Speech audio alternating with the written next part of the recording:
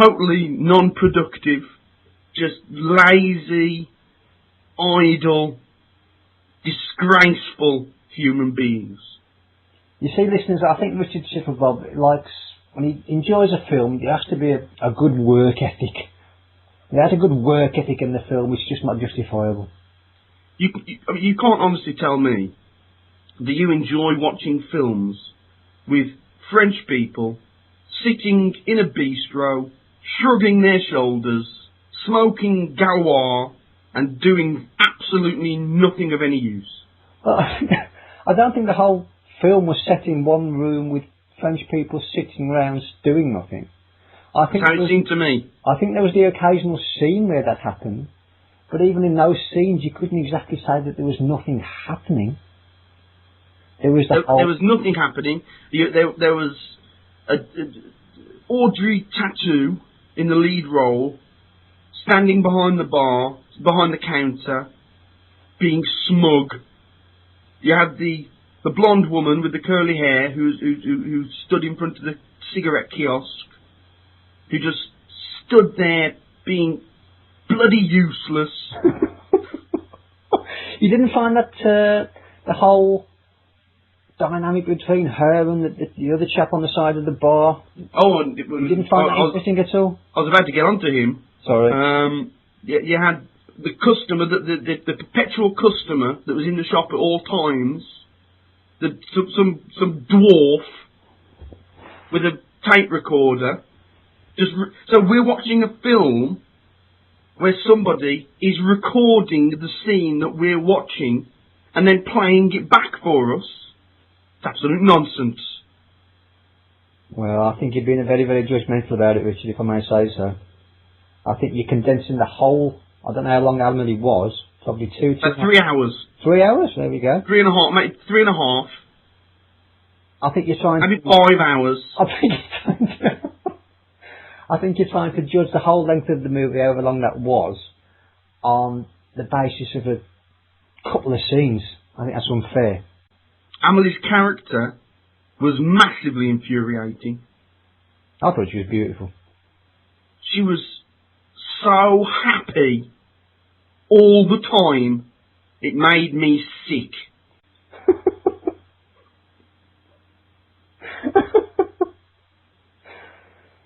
You don't like happy people, do you, Richard?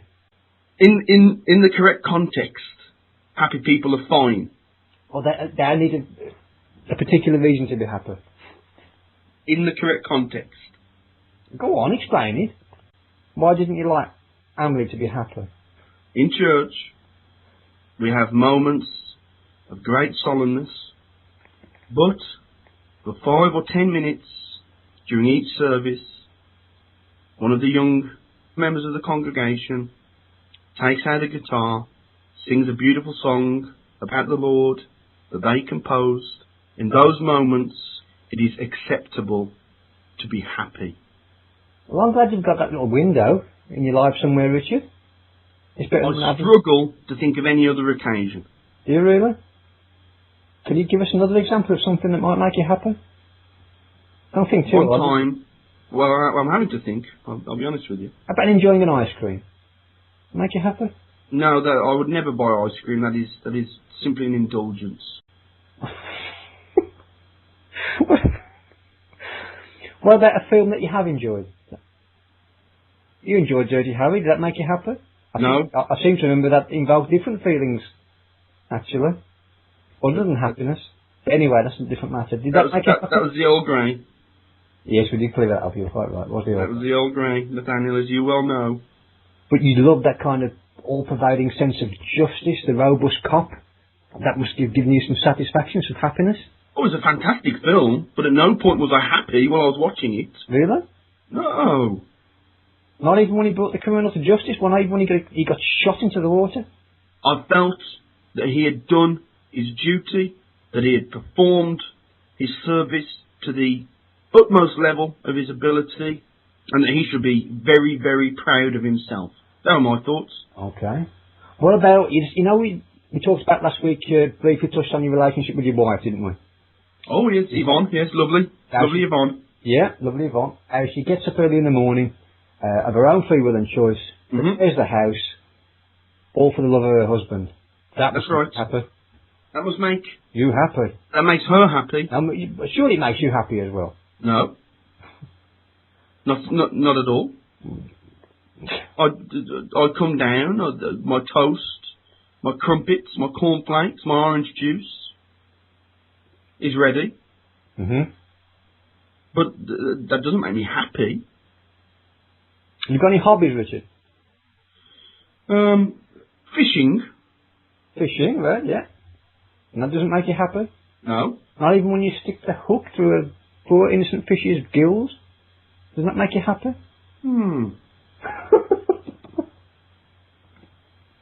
Maybe then. Maybe those moments. We found something we found under the window. Really, that's brilliant. Let's get back to the film. Yes, indeed. Because you're trying to paint me in a bad light. I am. Well, you're doing a good job of that yourself. People were smoking all the way through the film. They were. And that is simply outrageous. And to my mind, should warrant an 18 certificate instantly. Preferably an outright ban. Why would you find that so offensive, Richard? Why would you take such a harsh judgment on watching people smoking in films? People smoking in films influences people smoking in real life. You don't think people see other people smoking on their street? Well, people do see that. But they don't get influenced by without doubt. I would be an imbecile to say otherwise. An imbecile anyway. But they don't get influenced by that? No.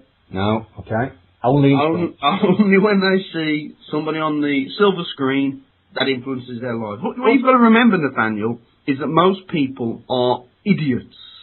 Once again, and they look around at other people in their street, and they recognise that all of those people are also idiots. So they take no influence from them. It's a collective, moronic pattern of behaviour. They're like herds of cattle wandering up and down the street. But then they go to the cinema and they see people that are better than them in every single regard, performing, behaving in certain ways. So of course, inevitably, occasionally they will copy that behaviour. I am going to try and understand your point of view, just for a moment there. I guess, just to kind of envelop myself in your world and your incredibly crass opinions for a moment, that people going to a cinema may well be kind of suggestible, and if they see the likes of George Clooney, Julia Roberts, glamorous, wealthy, famous people smoking on the big screen, I have to concede that may maybe become more tempting to do that on the outside world. So, in some regard, you do actually have a point.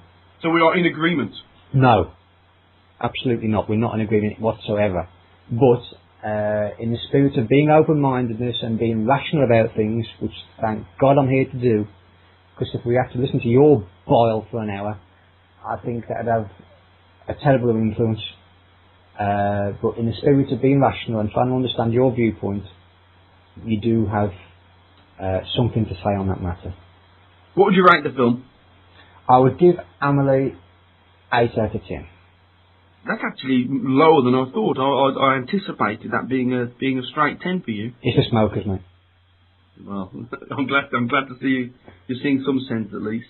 For me personally, this was just a disgraceful movie. It's in many ways it saddened me and made me worry for the future of humanity. So I'm going to give it a 2 out of 10. Scathing.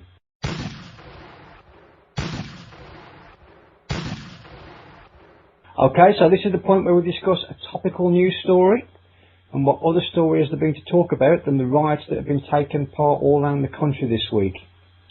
Just in case you have been hibernating or had your senses deprived for the past week or so, there was a man fatally shot in Tottenham, London, by the name of Mark Duggan. This incident is allegedly at the root of the riots, as some kind of vigorous protest against the police, who have been accused of wrong shooting, as it's been alleged that Duggan never opened fire. Subsequent events have involved rioting and looting en masse at various locations around the country. I think it's safe to say that it's been another crazy week, Mr. Shittlebob. Your take on matters? Well, you're quite right about that, Nathaniel.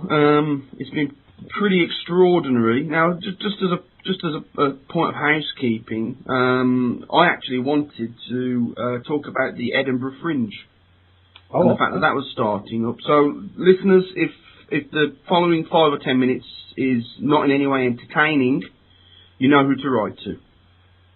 Right, with that done, London riots, yes, extraordinary, unparalleled. I would suggest the scenes that we've witnessed. Primarily, not simply the violence, not simply the abandonment of all sense of law and order, but the age of some of the protagonists. Mm-hmm. I don't know if it's just the fact that our country is now pretty much blanket covered by CCTV, which is why we've got such extraordinary footage. But I don't think any other act of civil unrest previously has featured so many young people. What do you think, Nathaniel? Definitely a few young ones on the prowl. Mm. But for me, it's just more evidence of the New World Order in action, Richard.